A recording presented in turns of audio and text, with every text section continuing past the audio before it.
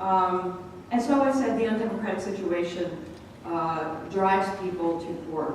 And it was my ex-husband who litigated the Grizzly Bear delisting case both at the Federal District Court and then at the Ninth Circuit Court, and did a bunch of wolf stuff. And actually, Doug really liked science. You don't see science litigated that much, and Doug really enjoyed science, so the White Rock Pine issue was actually right up his alley. And he hated to lose. And the only case he ever lost, I think, in about 25 years of practice, he's retired now, was the very first case that I drug him into on grizzly bears that he didn't feel quite prepped for. But anyway, but in this case, the litigation arrangements are going to be different. And one way they're going to be different is the tribes. Tribal people have stepped up on this issue. And I was very surprised to get, I think my first phone call 3 years ago maybe, from someone from the Northern Cheyenne tribe. And it has exploded into a movement started by the Guardians of our Ancestors' Legacy. Our ancestors' legacy includes 50 tribes all across, from basically the Canadian border down almost to Mexico, including the Hopi and the Navajo. You might ask what their connection is with Yellowstone, but their connection is with bears, and anywhere bears were or are, and the stories of bears, especially grizzly bears, as kin and healers and guides. And the tribes are not going to take this round of delisting lightly. And so we're going to see them in the court. Maybe I need to stop and make a little bit of a confession here. I grew up as a Quaker in Pennsylvania. And in my family, compassion and logic and fairness and personal integrity really mattered. And I was just very, very surprised when I moved west, as many of us were, drawn by the mountains and the wildlife. I just assumed that if you had a good argument, you were well educated, and you presented your argument well, you had a good chance of prevailing in decision making. Well, my first education came pretty shortly after I arrived, when I met and began to work with then Wyoming Congressman Dick Cheney, who was, I talked to a fair amount about Wyoming wilderness. Then it became the Wyoming Wilderness Act of 1982 and it passed, and I was pretty involved in that. And it was pretty obvious to me that the only logic that mattered to Dick was anything that pertained to the interest of the oil and gas and timber industry. Was that fair? Was that compassionate? Did that have integrity? So, this was kind of the education, I think, that I got sort of the hard way, that sometimes you have to roll up your sleeves, whether you like it or not, whether your personality is conflict-oriented or not, and sometimes get into the political fray, as we've seen recently with all these marches that have spontaneously erupted since the inauguration. So I came to learn that science can inform, but fundamentally cannot answer some key questions. And this is important. I mean, I started out believing science is the grail, science will have the answers. Well, it can't. It can't answer questions about human values. It can't even answer some questions about delisting. Like, how many is enough? How many bears or how much bear habitat in what condition in Yellowstone is enough? You read in the newspapers and data talk about the recovery target of 500 bears as per the 1992 recovery plan. And we may have, the current study team estimates are about 690 bears or thereabouts. And they're saying that delisting is justified because the target's met. But that number was developed by a team of technocrats at the state and federal level who had a lot of assumptions that were never disclosed about what went into that number, based on conversations with people who were intimately involved, and I know a number of them. The basic consideration, 1992, it's not, it's not today. Basic considerations was a ballpark guess of how many bears could fit into occupied habitat without causing a big political backlash from regional conservative ideologues.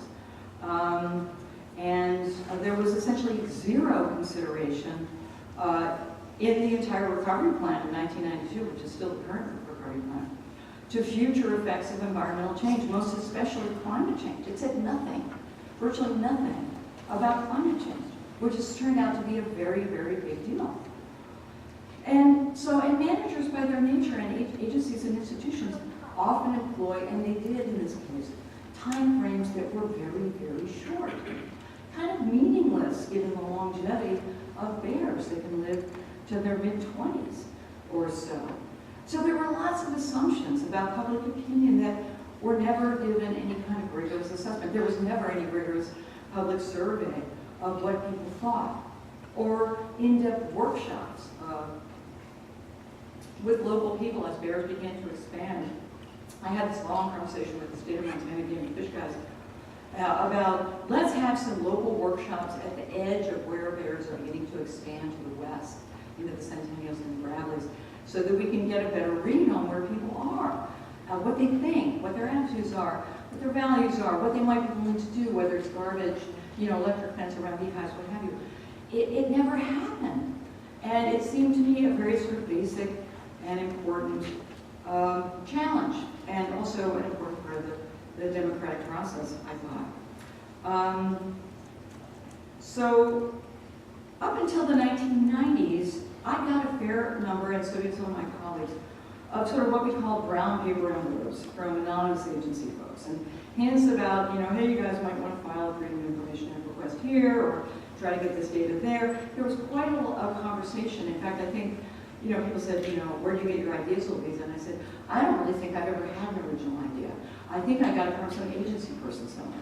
And that was really often the case, because they were there on the ground for a long time.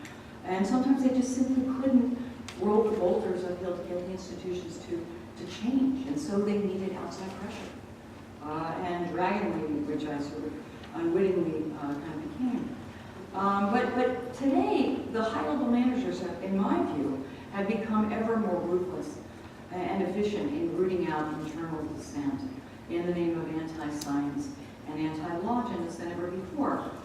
But so the number 500 bears stuck. Nobody ever questions the assumptions that went into it. It became a holy grail. It was no coincidence that when it was arrived at, it was in the 1990s, where we almost had 500 bears about the time they developed that number. And so, tautologically speaking, it was time for the list. But much has changed since '92. Bear number, not just with bear numbers and where they live and expanding, but with people and what they want.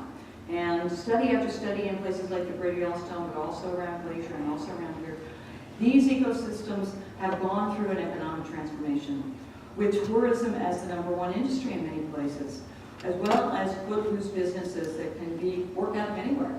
And they want to work out of places like Boise that have a high quality of life and high quality of environment, and opportunities to hunt and fish and see critters. And the world of the politically possible for bears has changed.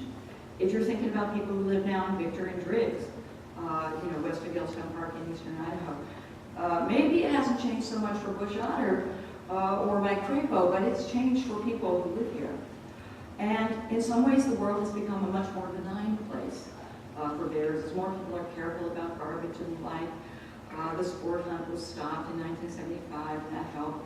23,000 fewer sheep grazed on the Targhee National Forest. That was a huge victory, and the Forest Service needs to be commended for that. That was stopped. Grizzly bears can't resist domestic sheep, and the herders are always armed. And these black holes for bears, were sheep llamas, and they're not black holes anymore. I mean, it's amazing. And so the world, in some ways, has become very much more of a benign place. And yet, there are signs of trouble. The biggest one being climate change. And invasive species, like lake trout in Yellowstone Lake that have been gobbling up the Yellowstone cutthroat trout, and essentially collapse that food source as one of the key previous food sources for bears. And we've heard about white oak pine and the collapse of that due to mountain pine beetle. We happen to have a mountain pine beetle expert, Jeff Hickey, in the audience, which is great tonight. And so we've seen invasive species take their toll. Nobody was predicting this 25 years ago, really, that this could happen. And today we're also seeing a huge decline in the elk numbers around Yellowstone. Climate change has something to do with that in terms of quality of summer forage. And how quickly some of the summer forage in the heart of Yellowstone is drying up. And carnivores are having an impact too, but climate change is having a big impact. And so we're seeing these major changes. And some modeling recently done showed berry producing species potentially on the serious decline of due to climate change as well. And yet with the delisting rule that was released last year, Fish and Wildlife Service authors boldly assert that climate change is pretty close to a quote. Climate change is not now and will never threaten Yellowstone bears, which prompted a few scientists to question what Fish and Wildlife Service employees had been smoking. So comments on, to me, I've spent a fair amount of time reading the science comments on the drafted listing rule, and I've read a lot of science comments over here, and I have never seen the diversity and the compelling nature and the number of scientists that have spoken out. And I recently produced a little film just on the scientists talking about this, because it was just such a powerful experience to hear them talk about, too few bears, too isolated from each other, too many unmitigated threats on the horizon to be left out, federal oversight over what the states do. And you had the American Society for Mammalogists and the Society for Conservation Biologists and professional societies, scientific societies weighing in too. But all of this underscored the need for more compassion and more commitment to more bears in more places, which is a remarkably consistent view to that of a lot of tribal people. And that's been the parallel conversation that's been going on for the last several years. A treaty for the grizzly bear was signed last fall. It's been signed so far by 125 tribes. I believe the Red Thunder Clan of Nez Perce signed it as well. Has more signatures than any treaty in history. And consultation with the tribes is required by law. You saw this explode with the Dakota Access Pipeline. Same thing is true with grizzly bear delisting. Consultation is required. And these tribes have essentially been blown off. And that's not okay in our current democratic system that has laws protecting tribal rights and tribal sovereignty. But the point, just I'll leave you with, is that bears have a national constituency. And the government somehow, we have to figure out how to honor that. States do not and will never represent a national constituency. They will represent people from those states.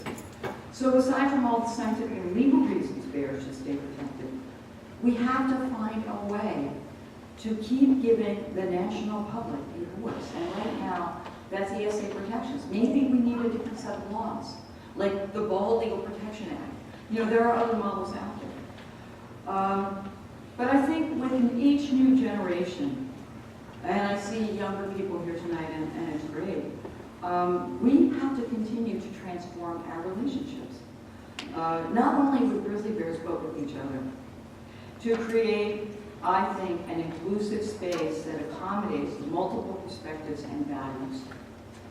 Grizzlies themselves offer us what has long been a symbol of transformation, of death of the old and birth of the new. And we can transform our relationship with bears from one of control and domination and death to one of reverence and respect. And we can start what will be a difficult process of transforming governance of grizzlies and our natural heritage. Thank you.